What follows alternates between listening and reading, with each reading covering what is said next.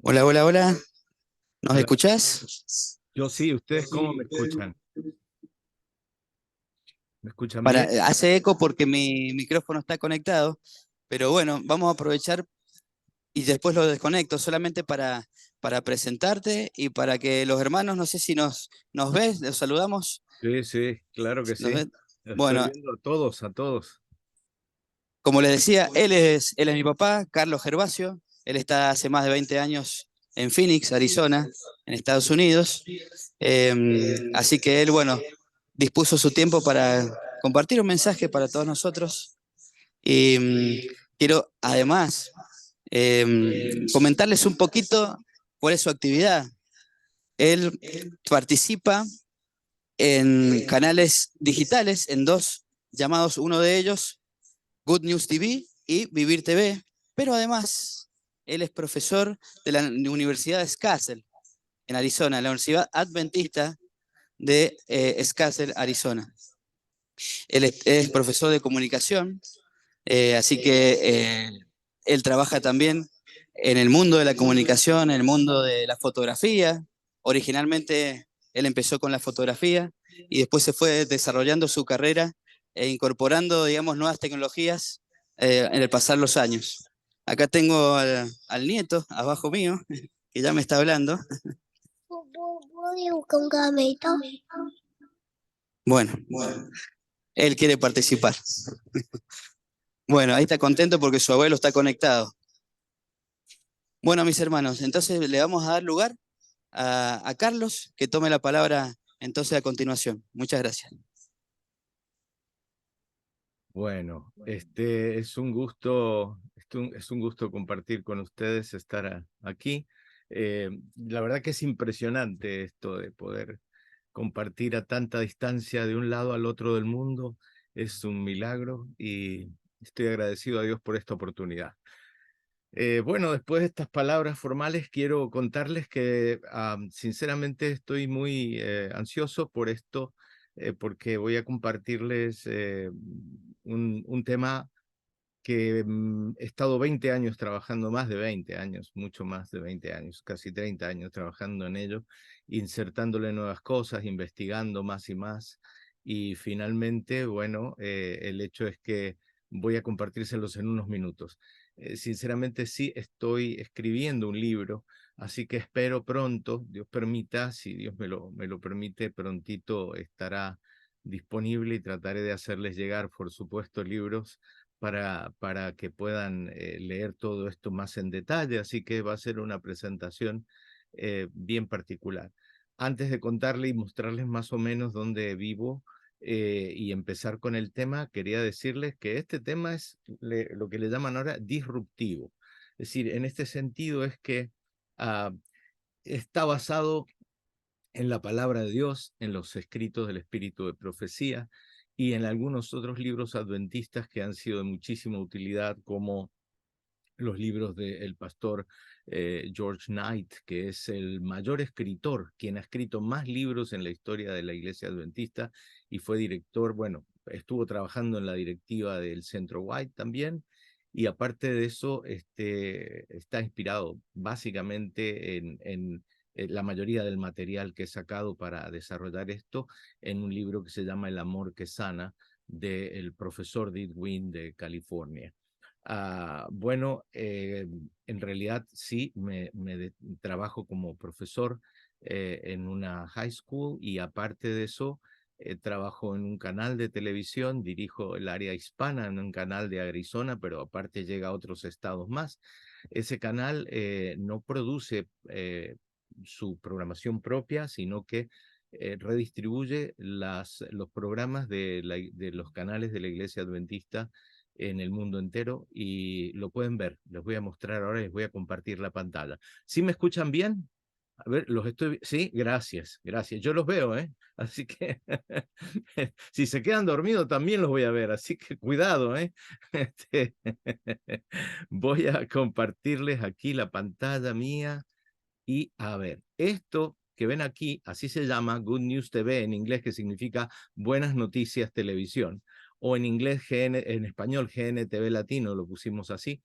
Es una aplicación gratis que está para Android y para iPhone. La pueden buscar ahí en las aplicaciones. Busquen Good News TV y van a poder ver en vivo en inglés, van a poder ver en español. Incluso hay un canal para niños que está en inglés porque, bueno, en Estados Unidos todos los niños hablan inglés. Los padres no, pero los niños sí hablan inglés. Y pueden aprender y uno los puede dejar tranquilos todo el día, las 24 horas. Así que les decía que esto lo pueden ver allá. Se generó acá en un grupo de hermanos y somos todos laicos lo que los hacemos, ¿sí? Así que es importante que sí se puede.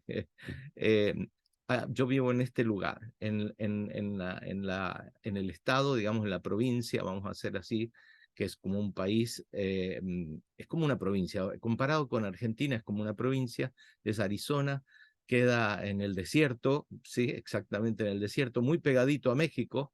O sea, estoy aquí a 2 horas y media de México, muy, muy cerquita, a 4 o 5 horas de Los Ángeles, eso sí lo conocen, California, y muy cerquita de Las Vegas. Así que uno puede decidir ir a Los Ángeles o ir a Las Vegas. Todo depende de su elección. Aquí es muy parecido, solamente que, bueno, los cactus son altos, muy parecidos a Mendoza, un poquito más, decía mi cuñado, a Jujuy, porque es bien seco y muy, muy cálido. Todo hay algunas fotografías, espero que las estén viendo bien, muy conocidos para la mayoría de la gente. Sedona es un lugar conocido mundialmente por sus montañas de color rojo. Page, que es un lugar que el agua hecho de esta manera, es increíble bajar esos lugares. El Gran Cañón del Colorado, el Grand Canyon, eso también está aquí en Arizona, en el norte. Es una ciudad muy parecida a Mendoza porque está en un desierto. Los arbolitos han sido plantados porque es todo un desierto y está muy cerquita de los cerros. Aquí las montañas no son tan altas como allá, pero sí hay montañas a 2 horas más o menos en el norte, y la ciudad es una ciudad nueva, muy expandida hacia lo largo, e incluso tiene un lago, bien parecido a Mendoza en eso, nada más que alrededor del lago le han puesto edificios. Quizás un día pongan edificios, no sé, alrededor del lago, pero lo han hecho muy bonito y son edificios comerciales, así que, y bueno, como para mostrarles aproximadamente de qué se trata y dónde estoy, de dónde les estoy hablando. Así que bueno, dadas estas presentaciones, yo quiero entrar en este tema que se llama El secreto de los dueños del reino de los cielos, ¿sí?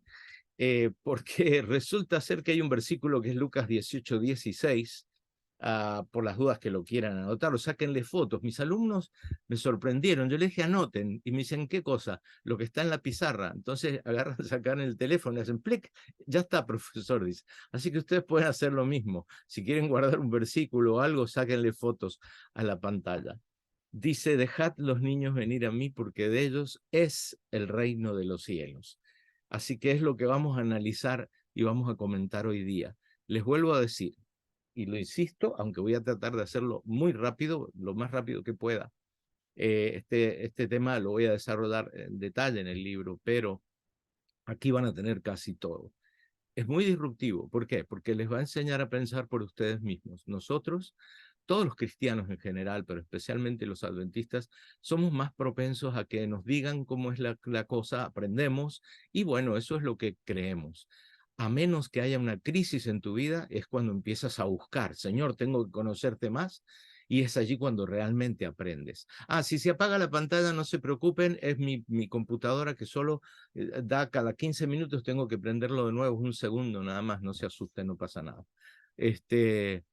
Y ahí Santiago me va a decir, se apagó, así que no hay problema. Por lo pronto sé que están viéndolo bien. Bueno, para decirles que es disruptivo porque les enseña a pensar. Y cuando los cristianos piensan, Dios trabaja. ¿Sí? Cuando a ti te dan todo servido, simplemente haces lo que te dijeron, pero cuando las crisis vienen a la vida y te despiertas, el Señor puede trabajar en tu corazón, y la intención de esto es que tú pienses. Así que es peligroso, puede que tu vida se transforme, ¿ok? Si aplicas todo esto. Bueno, el secreto de de los dueños del reino de los cielos. Estaba yo pensando, ¿Y por qué? Bueno, básicamente les quería contar que me pasó que el pastor me dice, mira, Carlos, voy a necesitar que el sábado que viene tengas la predicación. Sí, sí, cómo no, pastor, eso pasó hace mucho tiempo. Vamos a estar en el parque. Ah, bueno, fantástico. Así que yo me imaginé qué lindo en el parque vamos a tener la predicación. Así que voy a hablar.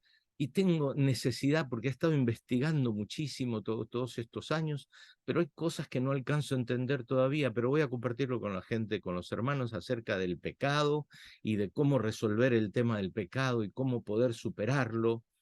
Algo que todos los cristianos de alguna manera tenemos esa atracción por resolver.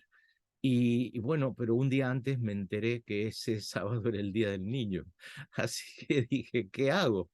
Porque en el parque, una reunión en el parque, pues nos juntamos todos muy bonito, en el parque muy bonito, y ahí nos juntamos, pusimos todos los niños, y resulta que era el Día del Niño. Imagínense, imagínense lo que es eso, o sea, cambiar, ¿qué hago? ¿Cómo cambio todo? Y bueno, sinceramente Dios fue muy misericordioso conmigo porque todas las cosas que yo no entendía acerca del pecado, él me las explicó simplemente con los niños. Fue impresionante para mí y esta es la experiencia que quiero contarles, especialmente porque yo estaba tratando de encontrar versículos y cosas que pegaran con los niños y no sabía cómo mezclar estos dos temas. Y de repente en la búsqueda mía apareció este versículo. Dejen a los niños venir a mí, porque de ellos es el reino de los cielos. No, señor, debe estar mal la traducción. De ellos será el reino de los cielos, porque son muy buenos y son tan inocentes, decía yo dentro mío. Pero es que Jesús no dijo eso. Jesús dijo, dejen a los niños venir a mí, porque el reino de los cielos es de ellos. Entonces, esto me hizo pensar. Aquí hay algo que no está bien. Hay algo que yo no entendí o que no sé. Y entonces me puse a averiguar porque dije, ¿por qué ellos son los dueños del reino de los cielos? Yo sé que son buenos, que son inocentes, pero aún recién nacidos con 3, 4 meses, yo he visto a uno tirarle el pelo y ver cómo llora el otro y decir, dejó de llorar, a él le tiro de nuevo, a ver qué tal, cómo llora ahora, ¿no? O quitarle y decir, no, esto es mío, y el otro dice, no, esto es mío, y apenas tienen meses, entonces yo decía, no, los niños tienen la tendencia a pecar, o sea, todas estas explicaciones racionales, ¿no?, que hemos aprendido, tienen la tendencia a pecar, y si tienen la tendencia a pecar, no puede ser del reino de los cielos ya de ellos, ya ha llegado el momento cuando venga Jesús, etcétera. Pero aquí Jesús se equivocó o algo pasó porque o soy yo el que me equivoco, es más obvio, es más lógico que me equivoque yo y no está entendiendo algo. Pero ¿por qué? Cuando cuando yo dejé todas son preguntas, ¿no? Es decir, ¿por qué? Cuando yo dejé de ser niño, cuando dejé de ser dueño del reino de los cielos, ¿por qué no yo?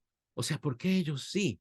Y venía a mi cabeza siempre la palabra inocente, porque son inocentes, porque son inocentes. Yo decía, está bien, pero es que traen adentro esa facilidad para el mal.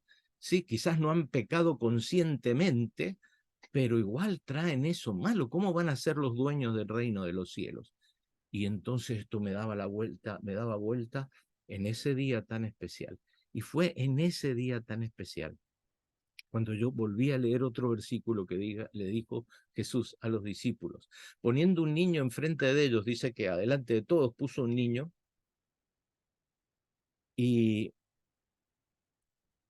y le dijo, de cierto, os digo que si no os volvéis y os hacéis como niños, no entraréis en el reino de los cielos. Entonces ahí me hizo acordar a otros versículos donde Jesús va tratando de que las personas sean transformadas.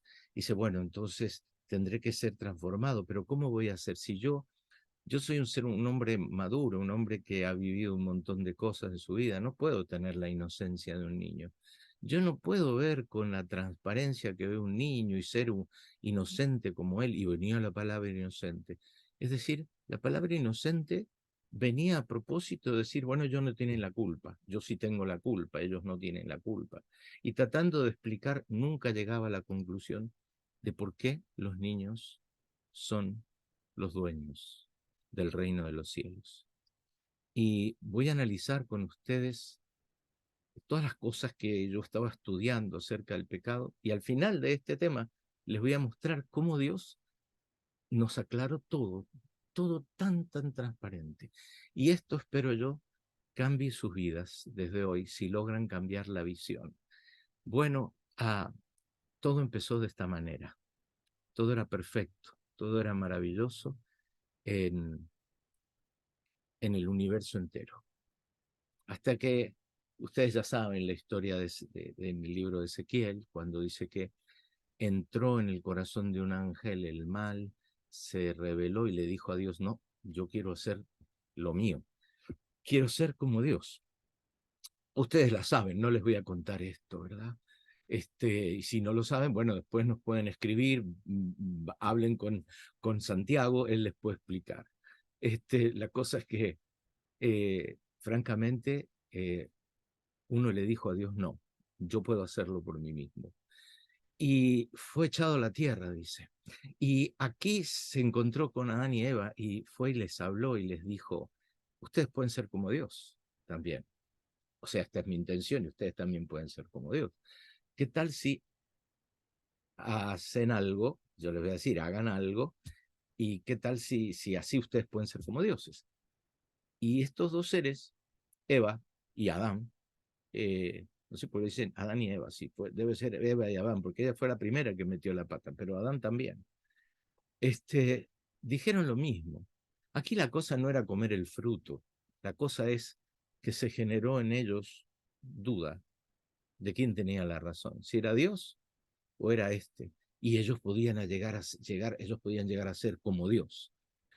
Y entonces se apartaron y eligieron eso. Eligieron apartarse y decir, nosotros lo vamos a hacer por nosotros mismos. Bueno, wow. Entonces, por tanto, como el pecado entró en el mundo por un hombre, y por el pecado entró la muerte, y la muerte pasó a todos los hombres por cuanto todos pecaron. Claro, es lo que yo he estudiado. Y luego, bueno, dice Juan, todo aquel que comete pecado infringe también la ley, dice. Todo aquel que comete pecado infringe también la ley. Está bien. Así que vamos a tratar de salir de esta cosa horrenda del pecado, dije yo adentro mío, ¿no? Y entonces, a ver, quizá ustedes me pueden ayudar. Yo tengo algunos ejemplos que ya los puse. Hay pecados que se ven y otros que no se ven. ¿Sí? Entonces analicé los pecados que se ven. Por ejemplo, la gula, comer y comer y comer y terminar de comer. Es muy típico aquí, yo no recuerdo allá, pero es muy típico aquí que la gente haga parlac, que se llaman, todos traen algo, ¿sí? A la canasta, todos traen y la gente se sirve. Pero yo me sorprendía porque todos se sirven, pero como si fuera la última cena. Es decir, los platos quedan hasta acá arriba. Digo, no, come un poquito, después se sirven de nuevo, pero no, hasta acá arriba, bien.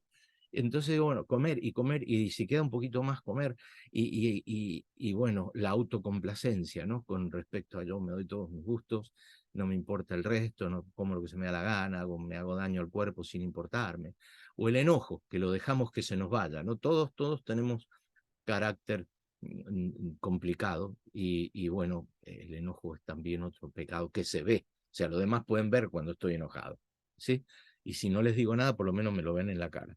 Y los pecados que no se ven, el egoísmo, por ejemplo, ¿sí?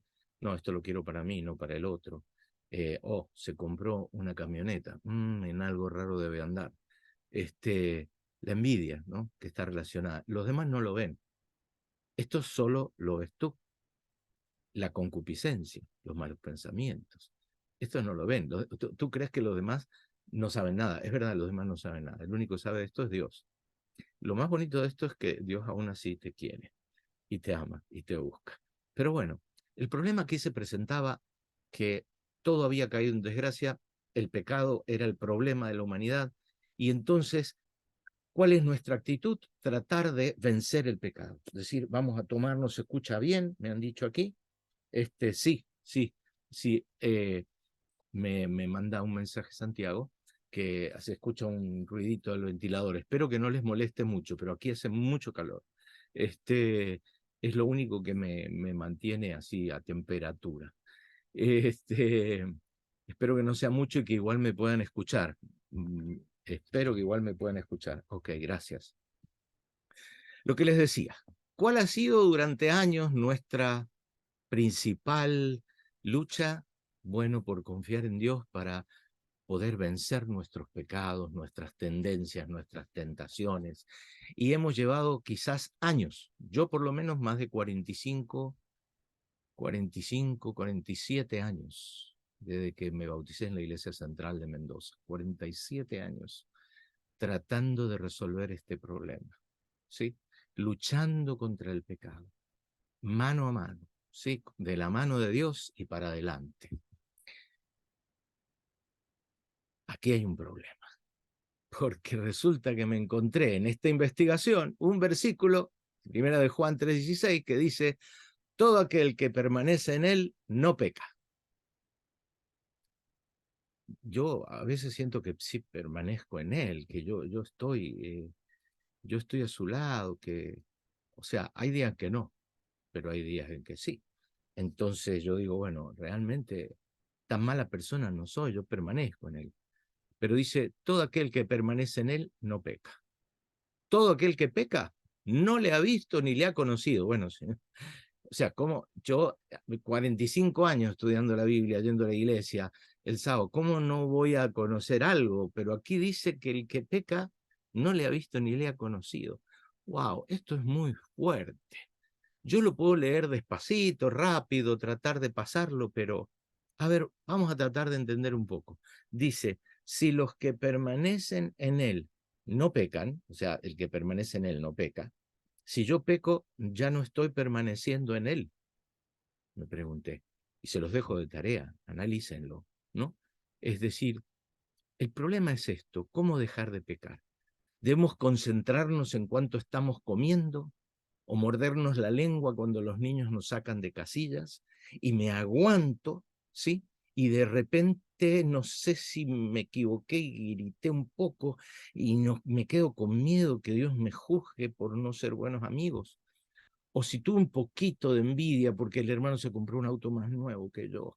Y bueno, pero fue un poquito nada más, Señor. Mi pecado no fue tan grande, porque yo no quiero, como decía recién, dejar de permanecer. Pero es que aquí dice que los que permanecen en él no pecan. Si yo peco, obviamente parece que no estoy permaneciendo en él. Y la segunda parte dice, todo aquel que peca no le ha visto ni le ha conocido. Me ayudan a entender esto porque está pesado esto. O sea, si usted peca y porque usted no lo ha visto, usted no lo ha conocido, el pecado, nosotros pensamos, es un acto. Algo como comer demasiada cena, gritar a los niños. O sea, significa que si permanezco en Cristo, siempre seré temperante durante la cena y suave con los niños. Y si como una cucharada extra de porotos, sin embargo, significa que he cesado de pertenecer a Cristo. ¿Y acaso de mi fracaso él ha retirado su amistad? ¿Cómo podemos dejar de pecar? Nos pareció un buen comienzo tratar de luchar contra el pecado, porque aquí dice, todo aquel que peca no le ha visto ni conocido. Significa que los que le han visto y lo conocen, no pecan. Bueno, aquí está lo bonito de este versículo. Porque Dios parece estar centrando la discusión en conocerlo, antes que en dejar de transgredir la ley. Es decir, como que Dios dice a través de Juan que el que le conoce va a dejar de pecar. ¿Usted cree? La verdad que me parece demasiado fácil. Me parece demasiado fácil, dije yo a mí mismo. ¿Cómo hago esto? Yo llevo 45 años y no he logrado vencer todo esto. Y fíjate que hay un versículo que encontré también aquí, que parece que Jesús sí está de acuerdo con esto, que la cosa viene más por una relación que con enfrentarme mano a mano con el pecado.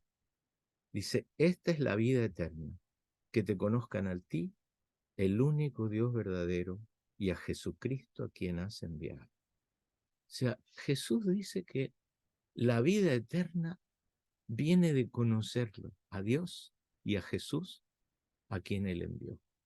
Es decir, está dirigiendo toda la pelea no a una lucha cuerpo a cuerpo con el pecado, sino a la búsqueda de una relación transformadora con Dios. Esto parece, pero vamos a tratar de ver si lo descubrimos. A ver si me ayudan un poquito. ¿Están todos bien? ¿Sí? ¿No se me quedó dormido nadie? Mire que lo estoy viendo, ¿eh? Ah, ahí está, me gusta esas manos. Este,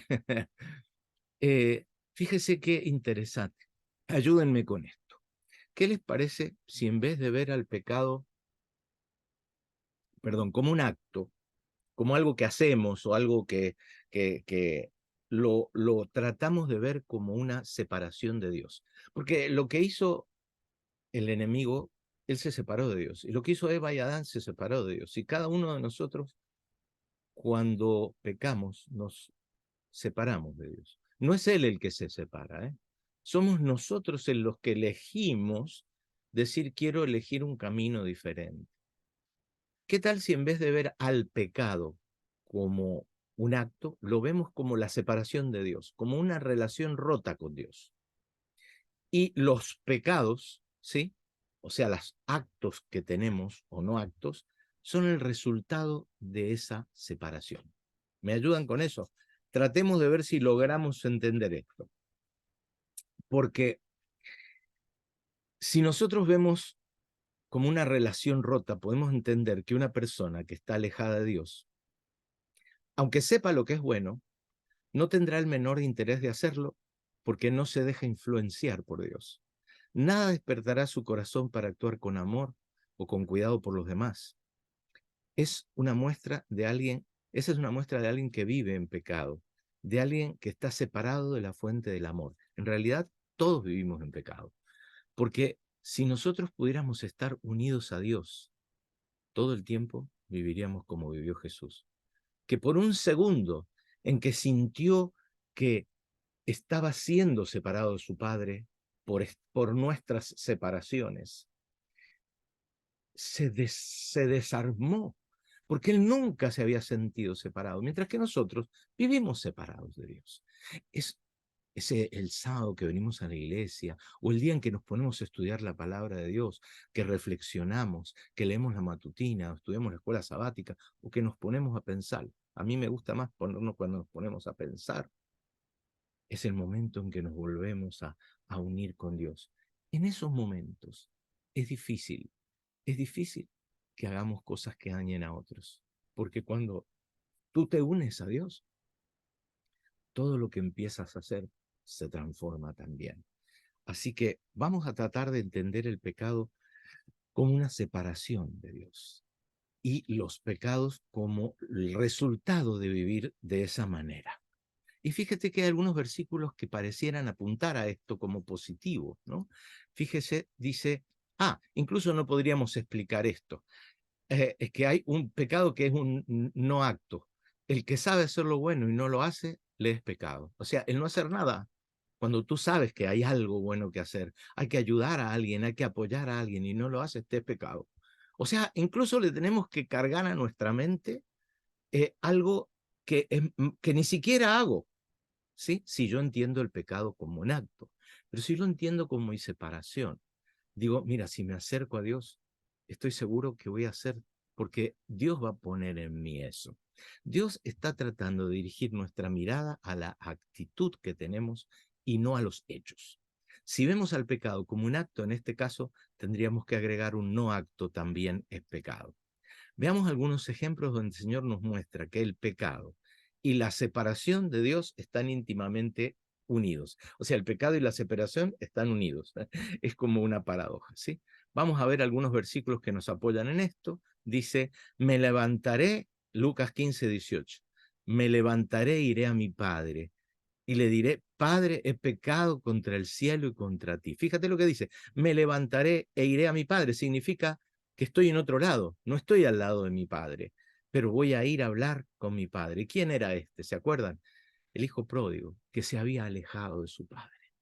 Esto es un gran ejemplo, mis hermanos, porque estoy seguro que nunca analizaron que lo que él hizo es lo mismo que hacemos nosotros todos los días de nuestra vida. Nos vamos por nuestro propio camino. Nosotros lo vemos como, el hijo que se fue con los cerdos. No, no, no, no. Es que nosotros somos así también. Agarramos las alegrías, las bendiciones que tenemos de cada día y las disfrutamos a pleno, pero no volvemos a nuestro Dios. Este muchacho dijo, me levantaré y voy a volver a mi padre. ¿Por qué pecado contra el cielo? ¿Qué pecado cometió? Si el dinero estaba previsto que se lo diera, el pecado fue que decidió alejarse del papá, decidió alejarse de su padre. Isaías 53:6. Miren que esto es verdad, ¿eh? Miren que esto sale en la Biblia. Todos nosotros nos descarriamos como ovejas, cada cual se apartó por su camino, mas Jehová cargó en él el pecado de todos nosotros. ¿Y cuál fue el pecado de todos nosotros? Apartarnos por nuestro propio camino. Mis hermanos, van miles de versículos en la Biblia. Si aprenden a observarlos ahora con esta nueva visión, van a descubrir exactamente esto, que nos apartamos de Dios. Y eso ha sido el mayor de nuestros pecados, o el pecado realmente. Primera de Reyes 8:33. Si tu pueblo Israel fuese derrotado delante de sus enemigos por haber pecado contra ti y se volvieran a ti. Imagínense, hermanos, imaginen, si tu pueblo Israel fuese derrotado delante de tus enemigos por haber pecado contra ti y se volvieran. Volvieran significa darse vuelta y volver a Dios. Impresionante, ¿no? Y ellos clamaron a Jehová. Ellos clamaron a Jehová y dijeron, hemos pecado porque hemos dejado a Jehová. Primera de Samuel 12:10. Sáquenle fotos, recuérdenlos, estudienlos y van a ver cuál es la actitud del pueblo. La actitud del pueblo fue alejarse, dejar a Jehová. Este es realmente el pecado, lo que nos ha generado esta distancia con Dios. ¿Y cómo lo podemos arreglar? Veamos la opinión de nuestro maestro acerca del tema. Está claro que para Jesús el pecado es mucho más que simplemente un acto. Eso simple que nosotros hacemos. Ya le voy a decir por qué nosotros lo transformamos en un acto. Y se genera mucho antes del mismo. Y oíste que fue dicho, dijo Jesús en Mateo 5:21, que fue dicho a los antiguos, no matarás. Cualquiera que mate será culpable de juicio. Pero yo les digo que cualquiera que se enoje contra su hermano será culpable de juicio.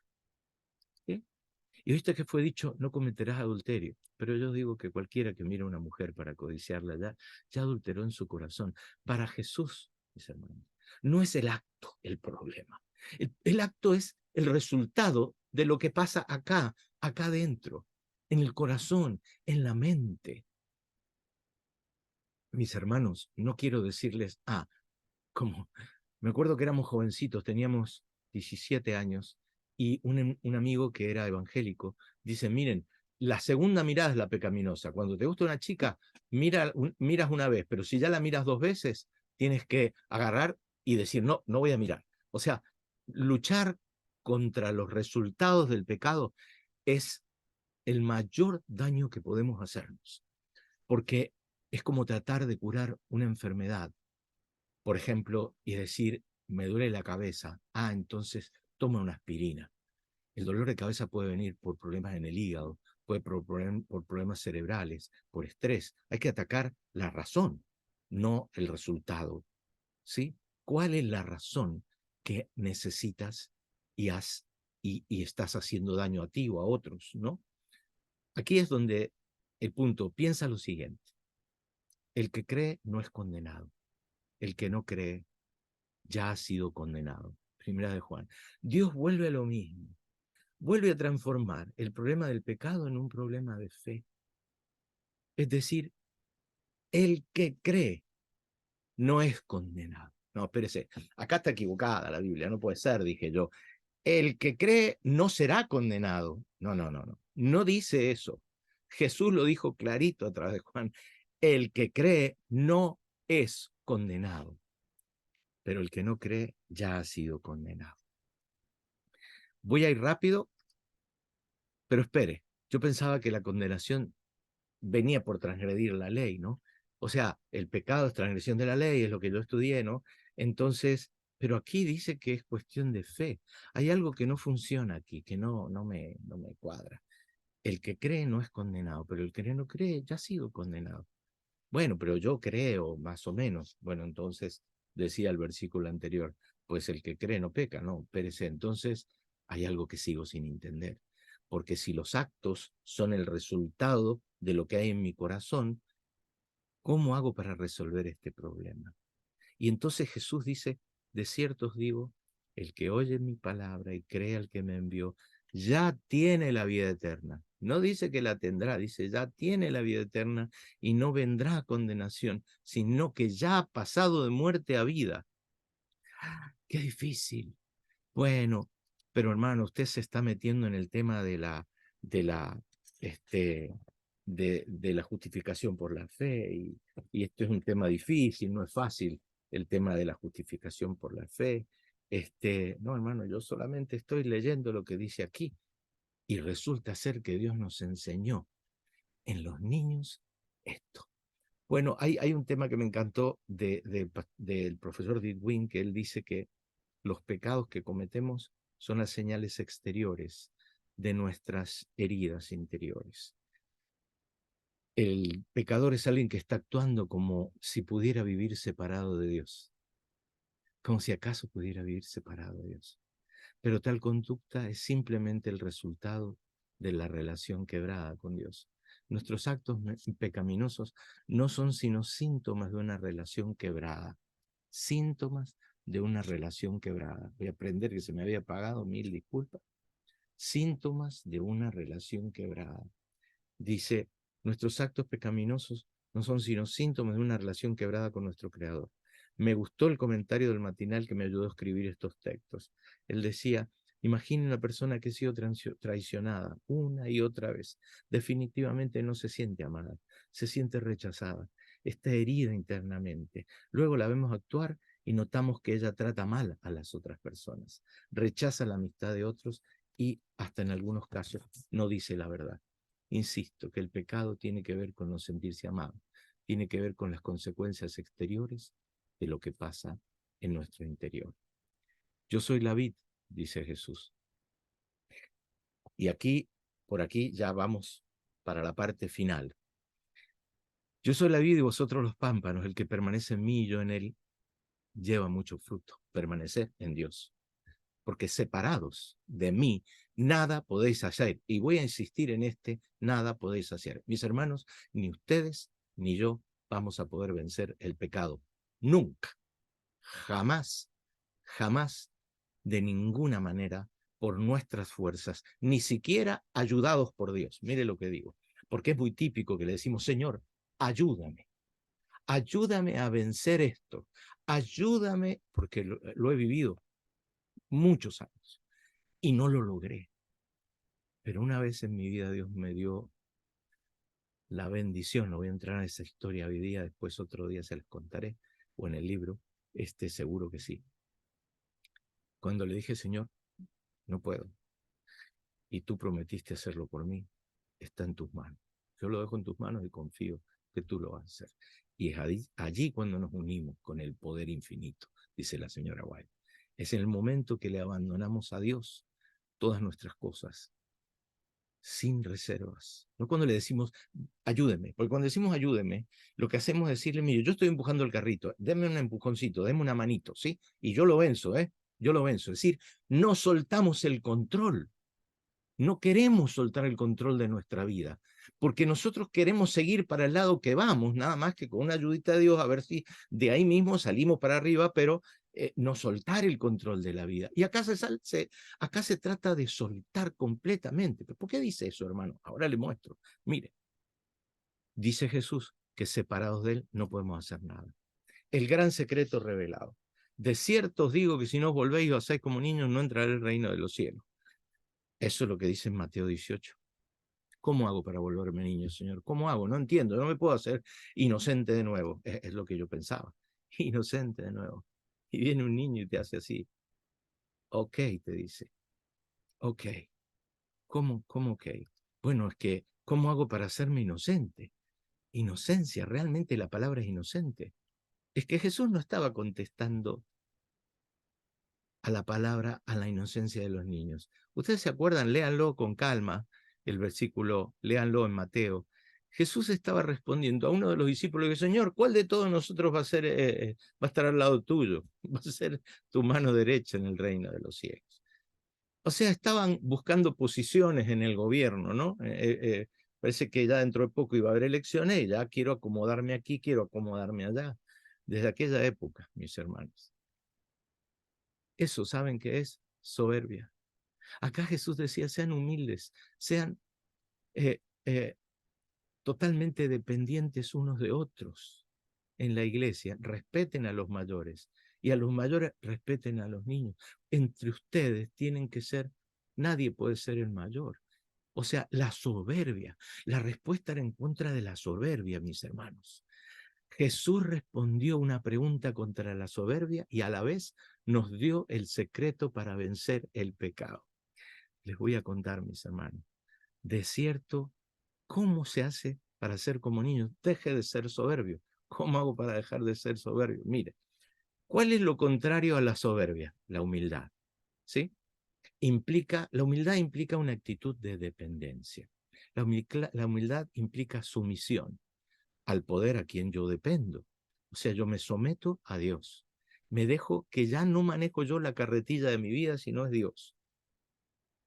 Humildad significa aceptación de que el poder que está no es mío, que no soy yo el que va a vencer el mal, que yo no he podido en todos estos años, que en realidad acepto que el poder es de Dios y dependo de Él y confío en Él. Mis hermanos, esto parece muy bonito, pero ahora se los voy a demostrar porque les termino de contar la historia para que no se queden dormidos.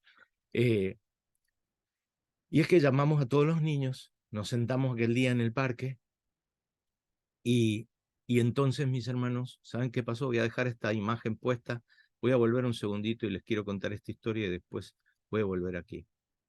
Ah, ahí me ven. Yo hice lo mismo. Dije, voy a poner a los niños en el frente. Y entonces les pedí a los papás que tuvieran niños pequeños, más o menos, que son pequeñitos hasta los 4 o 5 años, le dije que tengan cierto grado de sumisión como para ver qué pasaba en esta prueba. Y los llamé y los papás vinieron, habían allí como unas mesas porque íbamos a comer después, ya van a ir a comer, no se asusten, ya termino. Y los papás los trajeron a los niños adelante y le dije, vengan papá, mamá o los dos, los que quieran, y pongan a su niño arriba de la mesa, que él sea ahí al lado de ellos, ¿no? Y que yo quiero hacerle unas preguntas. Y entonces pusimos ahí 4 o 5, no, eran más, como 7 ese día. Y he presentado este tema en iglesias y he hecho lo mismo. Mira, hermanos, los niños estaban delante de los papás, mirando ahí a sus papás, mirando a los otros niños, ellos medio jugando, y entonces me les acerqué y les pregunté. Les dije, a uno por uno, me enfrenté a ellos y les dije, ¿sabes lo que ha costado el costo de la gasolina, de la nafta para traerte aquí a la iglesia? El esfuerzo que sábado a sábado nos cuesta a la familia, le cuesta a tu familia traerte aquí. Y el niño me miró así como diciendo, ¿qué le pasa a este? Y fui al otro y le dije, ¿te has puesto a pensar lo que va a costar tu educación? Todo el dinero que va a tener que pagar tu papá para educarte y comprarte en útiles y mandarte a la escuela y pagar la escuela adventista, porque es la mejor escuela, lo digo sinceramente, aunque no sean las mejores en el mejor ambiente para un hijo.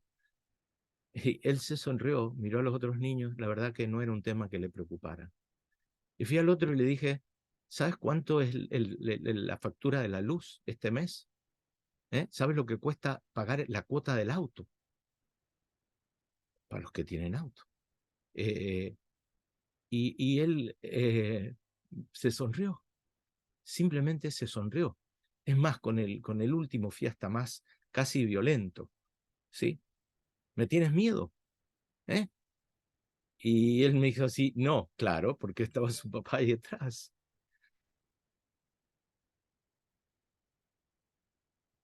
Me emociono, porque no sé si ustedes entendieron. Fue ese segundo cuando yo dije, claro, ¿qué me va a tener miedo? ¿Qué va a estar preocupado en la factura de la luz? ¿Qué va a estar preocupado por el costo de su escuela si tiene a su papá detrás? Esos niños, mis hermanos, eran los dueños del reino de los cielos porque ellos eran el ejemplo perfecto para que seamos dueños del reino de los cielos hoy. Que es porque ellos dependían de su papá, porque ellos conocían a su papá. Ellos no tenían que temer nada, ni ninguna preocupación por la que ocuparse. Y esto, mis hermanos, ha sido el mayor engaño en que nos ha tenido todos estos siglos el enemigo, luchando mano a mano contra el pecado, cuando eso nos mantuvo lejos de Dios. El secreto, mis hermanos, es que tú te pongas juntito a tu papá, que es Dios, y le dejes hacer las cosas por ti. Que Él haga lo que tiene que hacer en tu vida y cambie lo que tiene que cambiar en tu vida, porque Él lo puede hacer. Te lo aseguro que Él lo puede hacer. Es lo que ha prometido, es lo que dijo Jesús. Pues si no entienden que no pueden hacer nada sin mí, por favor, confíen en mí. Mis hermanos, les comparto nada más que unas pequeñas citas, porque ustedes pensarán que esta es la idea de Cacho Gervasio. No es mi idea. Esos niños estaban tranquilos, seguros, no se iban a caer, porque papá estaba dirigiéndolos. Ellos podían volar en sus sueños. Ellos no tenían miedo a nada, simplemente necesitaban estar seguros que papá iba a estar detrás de ellos, iba a cubrir sus necesidades. No he visto justo desamparado ni su descendencia que mendigue pan. Eso depende de Dios, mis hermanos, no de nosotros. El secreto es ser como niños, el secreto de ser como niños es depender de Dios, es confiar de Dios como confía un niño. El día que nosotros, dice la hermana White, confiemos en Dios como un niño confía en su padre, nada, nada va a poder detenernos. Allí estaba la clase, la clave. Ellos dependían total, humildemente de sus padres. Ellos sabían con seguridad que ninguna cosa podía faltarles, nada podía dañarlos, ninguna cosa podía existir mientras se mantuvieran cerca de mamá y de papá. No hay trucos aquí, mis hermanos, no hay pelea cuerpo a cuerpo con el pecado. Es Dios quien va a pelear por usted. No hay angustia por el futuro, tu fe será cada día más fuerte, solo por estar unido a Él. Podremos ser cada día más poderosos mientras más humildes y dependientes seamos. Mi poder en tu debilidad se fortalece.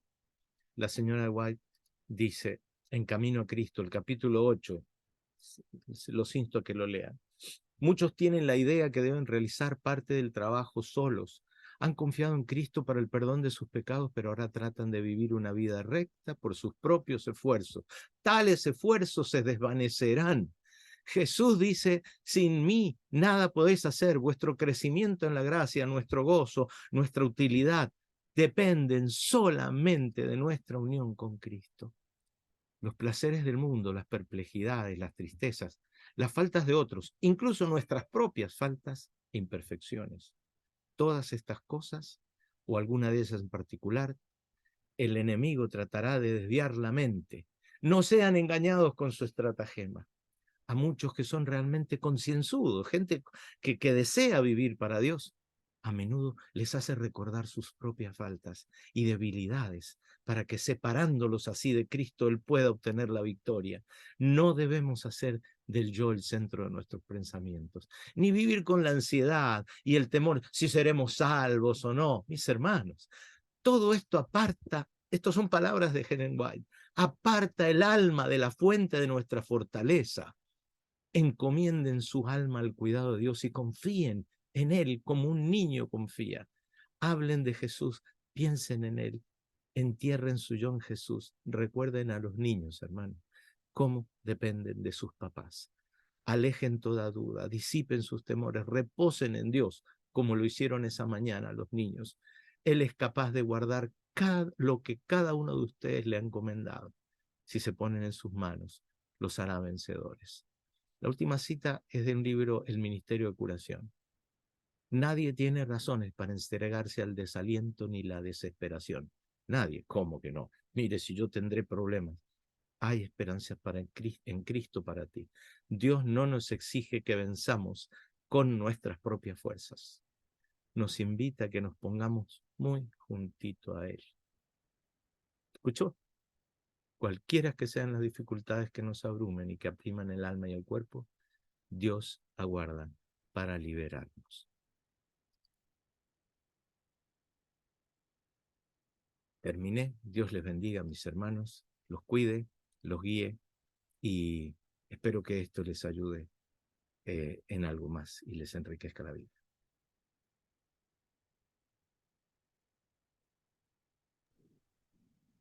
Agradecemos a Carlos, los saludamos, a ver si nos ve.